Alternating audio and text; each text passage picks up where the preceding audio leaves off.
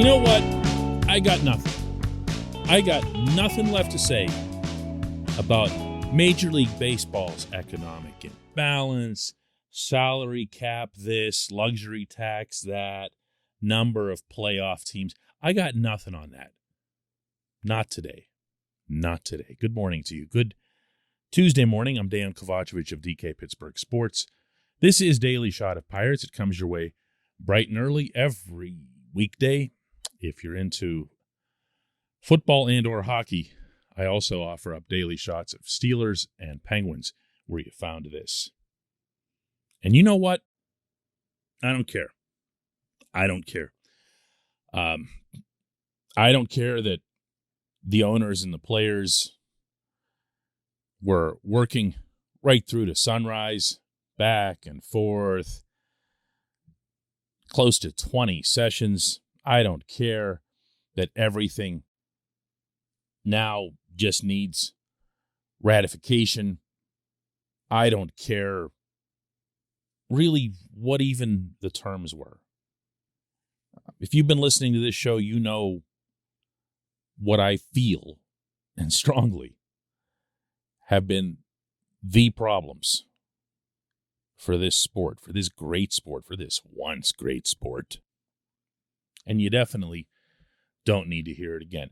What you most certainly won't need and shouldn't want to hear is what I think about, little incremental movements in the competitive balance tax and the number of playoff teams in draft lottery, because this labor agreement's going to look no different than the last one. Not one thing will change about this sport for the duration of this deal. Not for the owners, not for the players. Not a damned thing was accomplished. And I don't care. And I don't care. As of this very program, I don't care. Oh, I'll cover the local team. I'll cover the games. I'll cover them with a passion because that's how I do my job, with a passion. That's how I've always done my job. As soon as that changes, I need to either find a different line of work or stop working altogether. But I won't care about the condition of this sport from the standpoint of its grotesque financial imbalances, of the unbelievable unfairness of a system that allows one team to spend $277 million and just as egregiously allows another to spend as little as $48 million. One was the Dodgers, and you know who the other was. I advocated for a system that, while it might not have done much about the Dodgers, it most certainly would have done something about the Pirates. But I don't care. I don't care. And here's why. I'm not sure they care. This portion of Daily Shot of Pirates is brought to you by our friends at North Shore Tavern. That's directly across Federal Street from PNC Park. It's home of Steak on a Stone, an eating experience, underscoring the word experience. The steak is brought to you partially cooked on an 800-degree stone, and you do the rest. It's a ton of fun, it's a great meal, and it's a baseball atmosphere like no other in Pittsburgh. North Shore Tavern, right across Federal Street from PNC Park. Maybe I'm wrong. Maybe I'm jumping to conclusions. We're going to find out a lot more in the days to come when people can finally speak again on the subject, including people at 115 Federal. I expect we'll hear from Travis Williams. I expect we'll hear, and I think we all have a right to expect we'll hear from Bob Nutting. And I got one question. I've got one question for them. And it won't be about any of the particulars. It won't be about this or that. All I want to know is, how involved were you in this? Were you involved in the slightest in any of this Because the next tiny, tiny, tiny trace of any Pittsburgh participation in this process that I get will be the very first. Lots of different owners came and went down there in Jupiter, Florida. Not one of them was nutting. Lots of owners and team executives were involved in some of the conference room meetings up in New York before all this moved to Jupiter. Not one of them from Pittsburgh.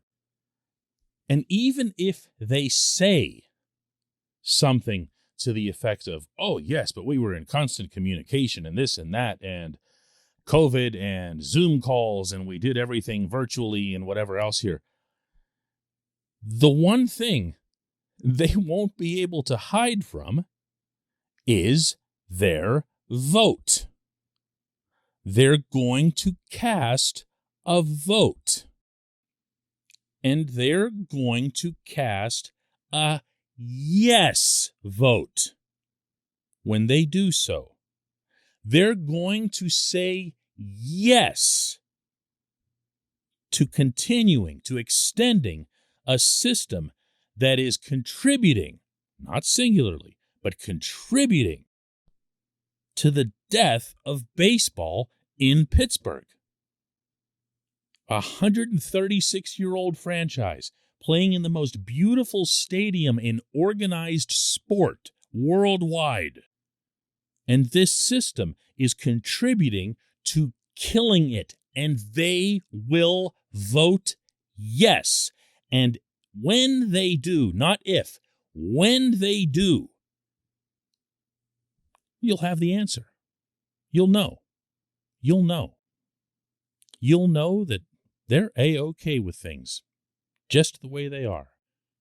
Nothing and nobody prevents them from voting no.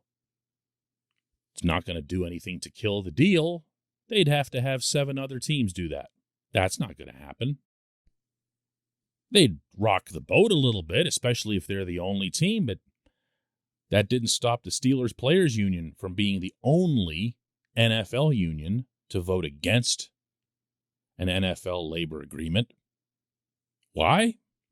They had some conviction. They cared. They got people's attention. They made people notice that they stood for something. The vote was 31-1. If this vote was 29-1, then at least people in Pittsburgh would know that these guys maybe care, or even just superficially care. But they won't do that. And it'll tell you all that you need to know. And I won't care either. When we come back, just one question.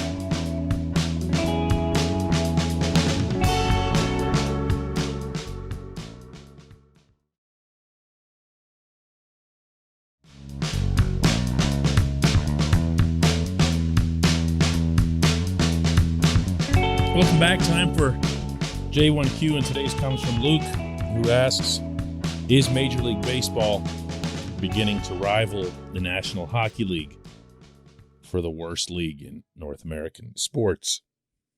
And for anybody who doesn't exactly follow why Luke would ask me that, I've had a line that I've used forever in my hockey writing saying of the NHL, best sport, worst league. Now, I love all sports that I cover. I played, coached, refereed, and pretty much everythinged hockey at some point in my life. So I've always had a special place in my heart for it, certainly from the participatory standpoint. And I've also felt that it was and remains embarrassingly run by Gary Bettman for all these years, particularly in the areas of player safety, supplemental discipline, and all kinds of other stuff that we don't need to get into on a baseball show. That said, you got me. You got me. You can't get any worse than Major League Baseball. Certainly not in its current state. Even setting aside all the financial stuff and everything that I just went over in the first segment, even throwing all that out and what an absolute joke the system's become. We're talking about a sport that does itself no favors on any front. The games are way too long. They're miserable to watch. There's 3 outcomes with every hitter as they come up. There's no one on base. There's nothing to keep your attention. Participation, since I just brought that up, has never been lower. And the only place really that anybody even talks about it, places, I should say, are exactly the ones you'd expect. It's all about New York, Los Angeles, Chicago, Boston. I mean, you could throw St. Louis in there because the Cardinals find a way to compete. They're brilliantly run every year, and they do spend up to their means. But look out if they ever dip, because that city isn't exactly on the ascent. And someday when the Cardinals fall off, Major League Baseball won't give a crap about St. Louis either. That's just how it goes. They only are interested in the bigger markets. And in turn, only the bigger markets are interested in them. I have never seen a league, a business, engage in so much collective self-loathing as what we've seen from baseball these past, let's say 3 years. Okay, let's do that. Let's begin with their abhorrent behavior at the height of the pandemic when the whole world was rightly freaking out over the coronavirus, and these guys couldn't agree on a 60-game schedule and damaged their brand in a way I'm sure they couldn't even have recognized at the time. Mix into that everything I just said about the quality of the game, the level of entertainment that it offers, and now throw this into it. You know what? Most people, most casual, I was about to say sports fans, most casual baseball fans don't know what this lockout was about. All they did was hear something on the perimeter and say, oh, it's millionaires versus billionaires, or some other oversimplistic nonsense. But even that does damage. And even that doesn't really resonate with this inward myopic group that we're talking about. A reporter for ESPN yesterday was talking about how some players could go overseas if this thing had fallen apart. They would go to Japan or wherever. And he referenced Joey Gallo, who plays for the Yankees, as possibly a candidate going to Italy to play baseball, and said, you're going to think I'm making this up, and said, imagine if Joey Gallo were to go to Italy, and everyone would go, whoa, it's Joey Gallo. What a huge impact he'd have on the sport. And are you kidding me? Do you even own a passport? Have you ever been to Europe in your life? Or Italy, for that matter? They don't even know what baseball is, man. They don't even know. Yes, I'm aware that there are some leagues, and I'm aware that they cobble together rosters for international competition of players who have some sort of connection to Italy, like 7th generation or whatever. But this is what I'm talking about. These people live in their own orbit. They think everything's fine with baseball because they don't even look outside. They don't come up for air. I'm done with this one today. We'll do another one tomorrow, I promise. Whatever. Bye.